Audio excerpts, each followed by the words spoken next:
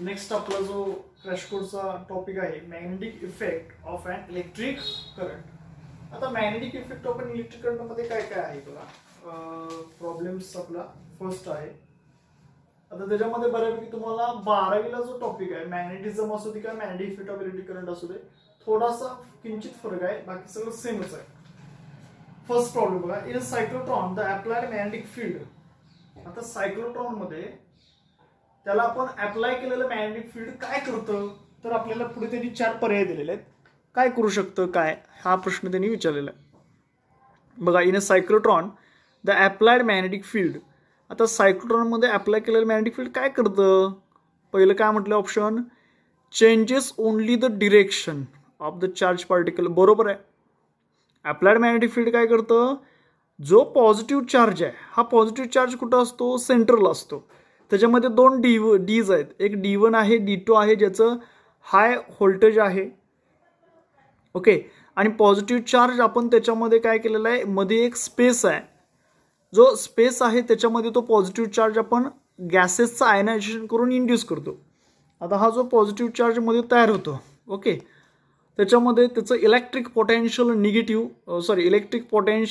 Electric field आणि magnetic फील्डच्या सहाय्याने आपण त्याला काय करत असतो, डिरेक्शन देत असतो आणि त्याच्यामध्ये असणारं त्याची जो स्पीड आहे ते कंट्रोल करत असतो. आता इलेक्ट्रिक फील्ड काय करतं, त्याचं स्पीड इन्क्रीज करत असतं. इलेक्ट्रिक फील्ड कमी झालं, स्पीड डिक्रीज होतं.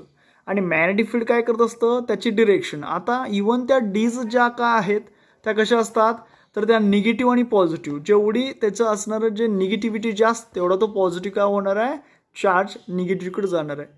आणि मॅग्नेटिक आणि इलेक्ट्रिक फील्ड जर इन्क्रीज केले तर त्याचं स्पीड आणि त्याची डिरेक्शन कंटिन्युअसली काय होत जाणार आहे, इन्क्रीजिंग रेडियसमध्ये वाढत जाणार आहे. आणि finally they are bombarded on the target particle. Okay, हे सायक्लोट्रॉनमध्ये आपण बघितलं. आता सायक्लोट्रॉनमध्ये मग पुढं काय काय डीज आहे, 2 D1 D2. त्याच्यामध्ये त्याला आपण व्होल्टेज अप्लाय करतो. ह्या गोष्टी आहेत, त्याचा अभ्यास तुम्ही करा. आता इथं काय प्रश्नामध्ये विचारलं, in a cyclotron the applied magnetic field. सायक्लोट्रॉनमध्ये अप्लाय केलेलं मॅग्नेटिक फील्ड काय करतं, पहिला ऑप्शन काय दिला आहे, changes only the direction of the charge particle. बरोबर आहे. दुसरा ऑप्शन चेक करू, increases only the speed of the charge particle. Okay, increase only the speed of charge particle करतं, पण कोण करतं, ते इलेक्ट्रिक फील्ड करतं. मॅग्नेटिक फील्ड स्पीड चेंज करत नाही. थर्ड काय म्हटलं, changes the direction of the particle. हे बरोबर आहे. And increase the speed of the particle. आत्ताच सांगितलं, डिरेक्शन ऑफ पार्टिकल चेंजेस करतं अप्लाइड मॅग्नेटिक फील्ड. करेक्ट आहे. मात्र अप्लाइड मॅग्नेटिक फील्ड सायक्लोट्रॉनमधलं स्पीड इन्क्रीज करत नाही. Neither increases the speed nor changes the direction. हा ऑप्शन पण चुकीचा आहे. सो ऑप्शन नंबर ए काय येणार, changes only the direction of the charged particle. Okay, म्हणजे in a cyclotron the applied magnetic field changes only the direction of the charged particle. आता second question काय आहे बघा, एक गॅल्व्हॅनोमीटर ऑफ रेजिस्टन्स 95 ओहम. आता एक गॅल्व्हॅनोमीटर आपल्याला दिलेला आहे. त्या गॅल्व्हॅनोमीटरमध्ये असणारी जी काय रेजिस्टन्स आहे तो किती आहे, जवळपास 95 ओहम इतका दिला आहे. Shunted bye resistance of 5 ohm. तो कितीने शंट केला, एक 5 ओहम रेजिस्टन्सनं तो शंट केला. Gives the deflection. आता बघा, त्यामुळे डिफ्लेक्शन मिळतं कितीचं, जवळपास 50 डिव्हिजनचं, म्हणजे डी थिटा मिळाला. Okay, Wien joined in series. कसं जोडलं आपण, सेरीजमध्ये. कशाबरोबर, विथ रेजिस्टन्स कितीचा, 20 किलो ओहम अँड 2 व्होल्ट ॲक्युम्युलेटर आहे. ॲक्युम्युलेटर काय करतं, त्याची पॉलॅरिटी चेंज करतं. निगेटिव्हचं पॉझिटिव्ह करू शकतं आणि पॉझिटिव्हचं पण निगेटिव्ह करू शकतं. Okay, the current sensitivity of the galvanometer in division per micro ampere is.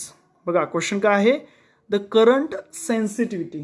Question काय विचारलेला आहे, the current sensitivity of the galvanometer in division per micro ampere is. Okay, ठीक आहे. बघा आता हे सॉल्व्ह करावं लागणार आहे.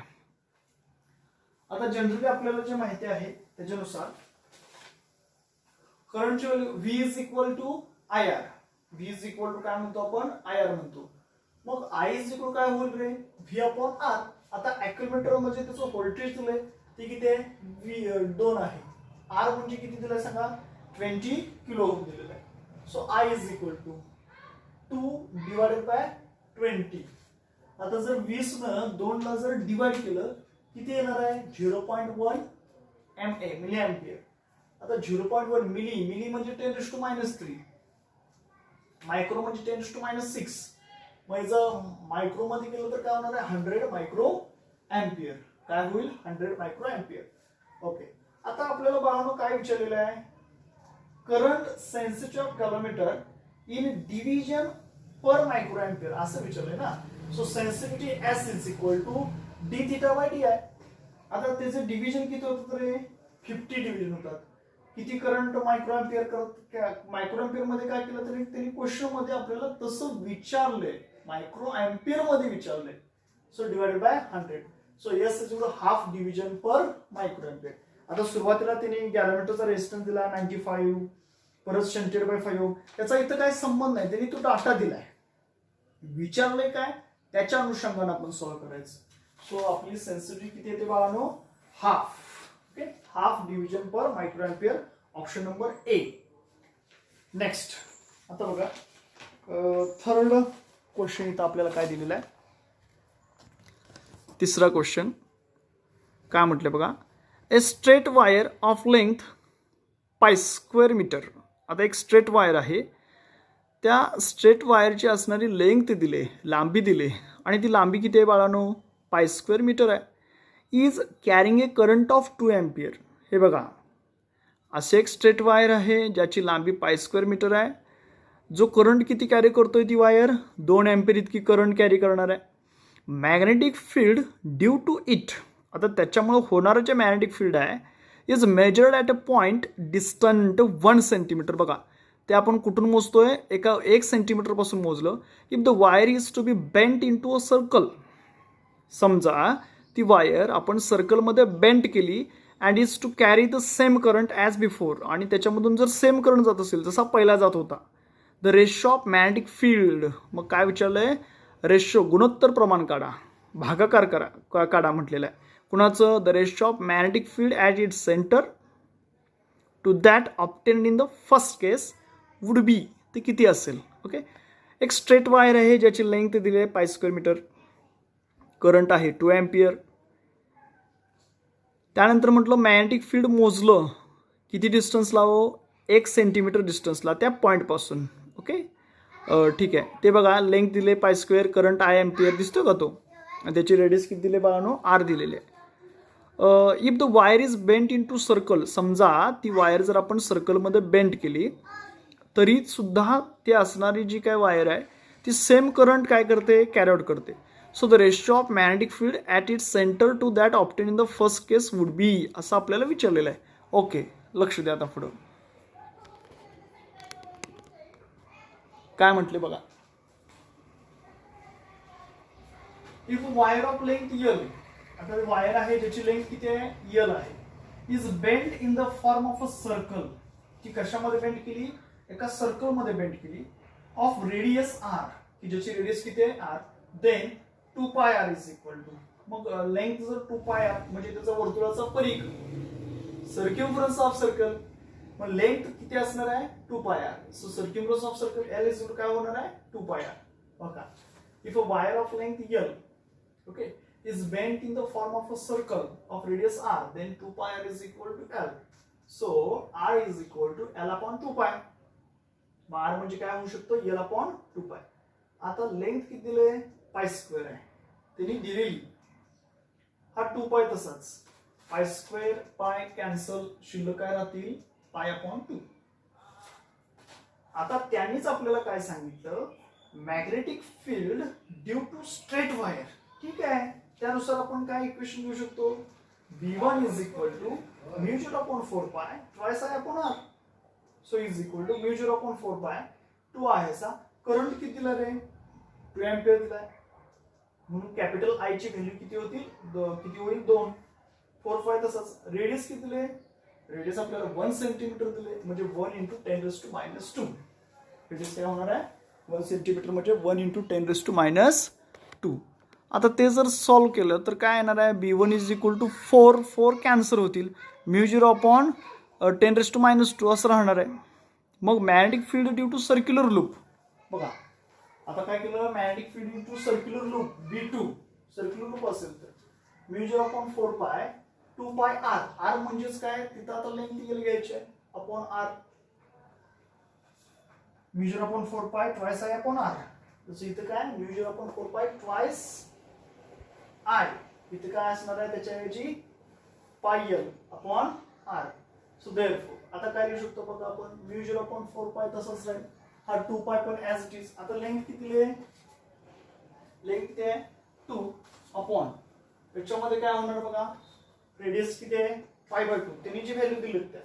सो याच्यामध्ये सुद्धा μ0/4π तसंच राहील, पायला पाय कॅन्सल होईल, हा 2 परत वरती जाईल. ओके, म्हणजेच काय होणार बघा, हा एक 4 आणि कॅन्सल होणार आहे. सो B2 μ0/4π अपॉन 10⁻², आणि हे B2 μ0/4π 2 एकमेकाला कॅन्सल होतील आणि हा 10⁻² परत वरती जाईल.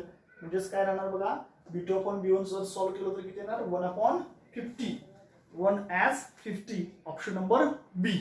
ओके, नेक्स्ट त्यानंतरचा पुढचा जो आहे 4थ्या नंबरचा क्वेश्चन काय म्हटलंय बघा, ए लॉंग स्ट्रेट वायर आहे ज्याची रेडियस ए दिले आणि कॅरीज स्टेडी करंट आहे. ठीक आहे, एक लांब लचक वायर आहे ज्याची रेडियस ए इतकी आहे, करंट आय इतका फ्लो होतोय. The current is uniformly distributed, आणि तो करंट कसा आहे, युनिफॉर्मली डिस्ट्रीब्यूट होतो across its cross section. The ratio of the magnetic field at A/2, म्हणजे त्या वायरच्या हाफ पार्टला असणारा magnetic field A/2 and 2A, त्या वायरच्या दुप्पट, या दोघांचा रेशो काढा, असा आपल्याला क्वेश्चन आहे. ओके, वायर दिले ज्याची ए इतकी काय आहे रेडियस आहे, करंट किती जातोय आय इतका. आता करंट कसा युनिफॉर्मली डिस्ट्रीब्युटेड आहे. The ratio of magnetic field at A/2 and 2A असं आपल्याला विचारलेलं आहे. आता बघा त्यानुसार कंपॅरिझन करायचं. कसं कंपॅरिझन करणार,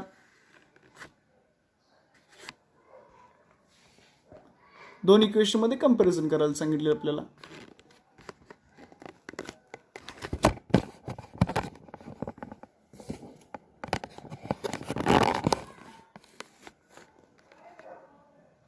बघा काय काय लिहिणार इक्वेशननुसार,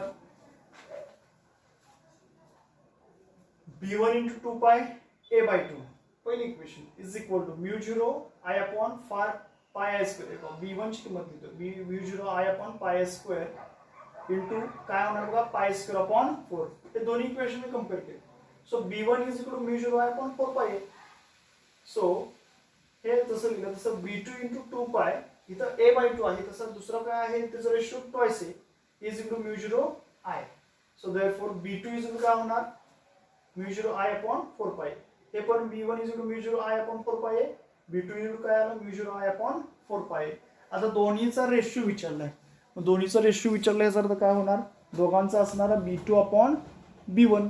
मग B2 अपॉन B1 काय येणार बघा, दोन्ही पण सेम आहेत ना, काय आहे μ0 I अपॉन 4π μ0 I अपॉन 4π. मग दोन्हीला जर आपण डिवाइड केलं तर B2 अपॉन B1 काय येतं 1, काय येणार आहे 1. ओके, ठीक आहे. नेक्स्ट आता आपला नेक्स्ट क्वेश्चन आहे बघा, क्वेश्चन नंबर 5. काय म्हटलं बघा, question number 5, A proton of mass m, एक प्रोटॉन आहे ज्याचं मास m इतकं दिलेलं आहे, अँड चार्ज q, प्रोटॉन ज्याचं मास m आहे, चार्ज q इतकं आहे, is accelerated by a potential difference v in a perpendicular magnetic field b. Okay, प्रोटॉनचं मास m, चार्ज q, तो ॲक्सलरेटेड केला कशाद्वारे, पोटेन्शियल डिफरन्स v ठेवून, आणि त्याची डिरेक्शन कसं आहे होतो परपेंडिक्युलर आहे, कुणाला मॅग्नेटिक फील्ड b ला, ऑक्युपाईंग स्पेस t, तो t इतका स्पेस ऑक्युपाय करतोय. मग विचारलंय काय बघा, the value of sine theta where theta is deviation of proton from initial direction. Okay, काय म्हटले बाळांनो, काय म्हटले बघा, हे प्रोटॉनचं मास m आहे, प्रोटॉनचं मास m आहे, चार्ज q आहे, accelerated by potential difference v in a perpendicular magnetic field b occupying space t. The value कशाची value? The value of sine theta where theta is deviation of proton from initial direction is. Simple आहे. आता हे direct आपल्याला पुस्तकामध्येच आहे. काय येणार सांगा? BT under root Q upon twice VM. तोंडी सांगू शकतो आपण BT under root Q upon twice VM. Equation number option number B. Okay. Next बघा याच्यामधला नेक्स्ट क्वेश्चन. ए टोरॉइडल कॉईल. टोरॉइड दिलाय. टोरॉइड म्हणजे सर्क्युलर असतो, तो असा सर्क्युलर असतो, त्याच्यावरती असा सर्क्युलर असतो, त्याच्यावरती नंबर ऑफ टर्न्स दिलेले असतात. ए टोरॉइडल कॉईल हॅज 300 टर्न्स. एक टोरॉइडल कॉईल आहे ज्याचे किती टर्न्स दिलेत? 3000 टर्न्स आहेत. The inner and outer radii are 10 centimetre and 12 centimetre respectively. हे बघा, एक टोरॉइडल कॉईल आहे ज्या कॉईलला 3000 टर्न्स आहेत. इनर आणि आउटर रेडियस त्याचे दिलेले आहेत. इनर रेडियस किती आहे? 10 सेंटीमीटर आहे. आउटर रेडियस किती आहे? 12 सेंटीमीटर आहे. Current flowing is 5 ampere. आता करंट त्याच्यामधून किती जातोय? 5 ampere. Then the magnetic field inside the toroid will be. मग आपल्याला काय विचारलं आहे? तर त्याच्यामध्ये मॅग्नेटिक फील्ड किती आहे त्या टोरॉइडच्या आतमधलं, हा प्रश्न आपल्याला विचारलेला आहे. त्यासाठी आपल्याला महत्त्वाचं काय पाहिजे? फॉर्म्युला माहीत पाहिजे. काय फॉर्म्युला आहे? B is equal to mu 0 n आहे. फॉर्म्युला काय आहे? B is equal to mu 0 n आहे. आता तर पर युनिट लेंथ असेल तर ओके n आहे. पर युनिट लेंथ असेल तर काय देतो आपण? Mu 0 number of turns per unit length. So काय होणार? म्यू 0 n आहे अपॉन 2 पाय. सो देअरफॉर म्यू 0 ची व्हॅल्यू किती आहे? 4 pi into 10⁻⁷. Number of turns किती दिलेत बघा. नंबर ऑफ टर्न्स किती सांगितले त्यांनी आपल्याला? 3000 इंटू करंट किती दिलाय? 5 अपॉन 2 पाय. रेडियस किती दिले? Outer radius 12 centimetre. 30 पकडायचे. सो 2 पाय 1 जार 2 पाय 2 जार. त्यानंतर 2 1 जार 2 6 जार 12. 6 1 जार 6 5 जार 30 0 0. 500 इंटू 5 2500. काय केलं? त्या 2 पायने या 4 पायला भागलं, 2 आलं. त्या 2 न परत या 12ला भागलं 6 आलं. या इकडं आता काहीच राहिलं नाही, फक्त 10⁻⁷ राहिली पॉवर. त्या 6 न परत 3000 ला भागलं 500. 6 पंचे 30, 6 0 0 0. 500 ला 5 न गुणा 2500 इंटू 10⁻⁷. आता मी काय करतो? एकच पॉईंट मला हवा म्हणून मी 3 घरं पाठवून घेतो. 1 2 3 पॉईंट. 3 घर गेलो म्हणजे काय होणार? हे तर +3 करा. -7 + 3 -4 म्हणजे काय बघा 2.5 इंटू 10⁻⁴ टेस्ला. म्हणजे काय? तर आपल्याला त्याच्यामध्ये असणार आन्सर 2.5 इंटू 10⁻⁴ टेस्ला आहे का बघा. ऑप्शन नंबर कोणता? D. ओके ठीक आहे. आता याच्यामध्ये अभ्यास करा. ही जी सुट्टी आहे या सुट्टीचं संधीचं सोनं करा. भरपूर चांगले मार्क्स मिळू देत. तर वेळेचं प्लॅनिंग करा. अजून केलं नसेल तर अजून प्लॅनिंग करा आणि अभ्यास करा. खूप तुम्हाला चांगले मार्क्स पडतील. ओके ठीक आहे. धन्यवाद.